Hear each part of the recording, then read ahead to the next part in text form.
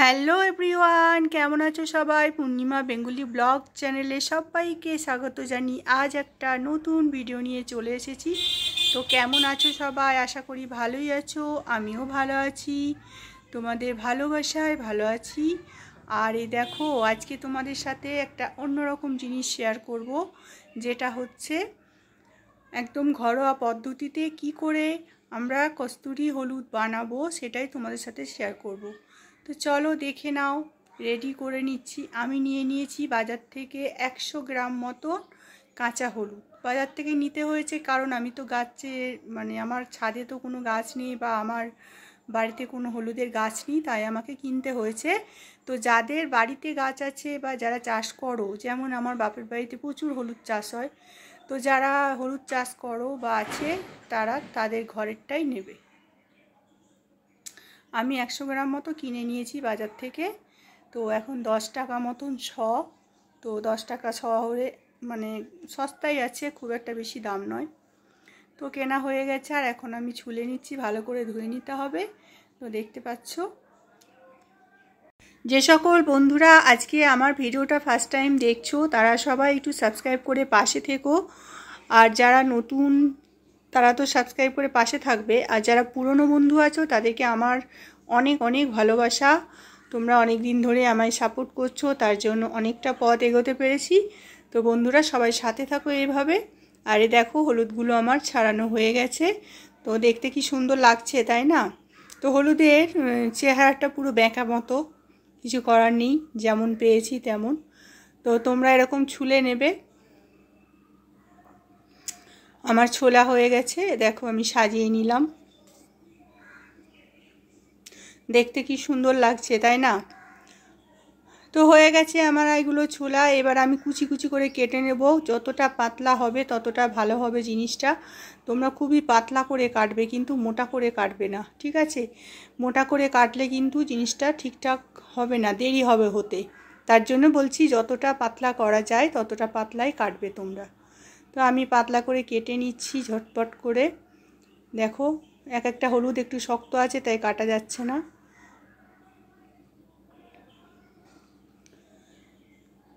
তোমাদের যদি এরকম ভিডিও ভালো লাগে তো তোমরা অবশ্যই আমাকে কমেন্টসে জানাবে যে দিদি তোমার এরকম ভিডিও আমাদের চাই। তো অবশ্যই আমি এরকম ভিডিও দিতে থাকবো, কারণ অনেকেই ভালোবাসা দিয়েছো আমার কয়েকটা ভিডিওতে, যেগুলো আমি কিছু টিপস দিয়েছি।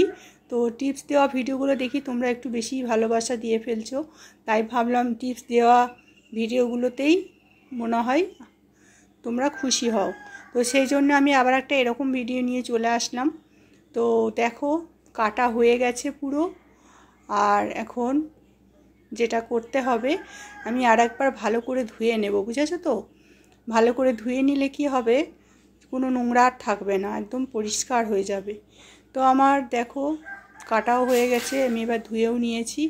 এবার যেটা করতে হবে, আমি এখন চলে গেলাম ছাদে। ছাদের মধ্যে রোদ্দুরে দেখো আমি শুকোতে দিচ্ছি, কিন্তু মোটা মোটা কাটলে হবে না, সরু করে কাটতে হবে। আমি একটা কাপড় বিছিয়ে নিয়েছি, তার মধ্যে আমি শুকোতে দিয়েছি। তো একটা একটা করে শুকোতে দিচ্ছি। আর একটু ছোটো কাটলে ভালো হতো, কিন্তু একটু মোটাই কাটা হয়ে গেছে মনে হচ্ছে, আর একটু সরু কাটতে হবে। ঠিক আছে, যে যতটা পারবে সরু করে কাটবে।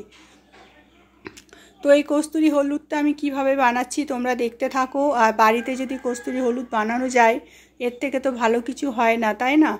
তো কস্তুরি হলুদ বানিয়ে ঘরে রাখবে, যে কোনো প্যাকের সাথে এটাকে ইউজ করবে, খুবই ভালো হবে। আর আমি একটা তোমাদের কস্তুরি হলুদ দিয়ে প্যাক বানানো দেখাবো, সেটা নেক্সট ভিডিওতে। তোমরা যদি কমেন্ট বক্সে বলো তবেই আমি বানাবো। তো দেখো কতটা শুকিয়ে গেছে। সকালে দিয়েছি, বিকেলের মধ্যে অনেকটা শুকনো হয়ে গেছে। তারপরে আমি আর একদিন রোদে দিয়েছিলাম, তো রোদে দেওয়ার পর এরকম দেখতে হয়েছে, দেখতে পাচ্ছ? তো এখন আমি কি করব এগুলো দেখো। এখন এটাকে আমি একদম মিক্সি জারে পিষে নেব, একদম ঝটপট পিষে নেওয়ার পরে জিনিসটা তৈরি হয়ে যাবে। তো এটাকে আমি ভালো করে পিষে নেওয়ার পর তোমরা কিন্তু রোদ্দুর থেকে নামিয়ে এনেই কিন্তু একদম পিষে নেবে, কারণ রেখে দিলে না সেটা ঠিকঠাক পেশা হবে না। একদম রোদ্দুর থেকে নামিয়ে একদম গরম গরম পিষে নিতে হবে, তাহলে ভালো পেশা যায়। তো এই যে দেখো, পেশা হয়ে গেছে। আমি এবার এটাকে ছাঁকনি দিয়ে ভালো করে ছেঁকে নেব, একদম যতটা পারবো। একদম দেখছো কত সুন্দর লাগছে দেখতে। রোদ্দুরে কালার চেঞ্জ হয়ে গেছে মনে হচ্ছিল, কিন্তু দেখো যখন পিষে নিলাম তখন এরকমই সেম টু সেম কালার চলে এসেছে। দেখে মনে হচ্ছে না যে এটা বাড়িতে বানানো। আমি এখন চালনি দিয়ে ছেঁকে নেব। ছেঁকার পরে একদম একটা কন্টেনারে ভরে রেখে দেব। তো তোমরা যদি দেখতে চাও যে এই কস্তুরি হলুদ দিয়ে কিভাবে আমি আরেকটা তোমাদের ভালো একদম ডিহাইড্রেট স্কিনকে হাইড্রেট করবে সেরকম একটা প্যাক বানাতে যদি দেখতে চাও, তাহলে আমাকে অবশ্যই তোমরা সবাই কমেন্ট বক্সে জানাবে, তাহলে আমি নেক্সট ভিডিওতে ওটা নিয়ে আসব।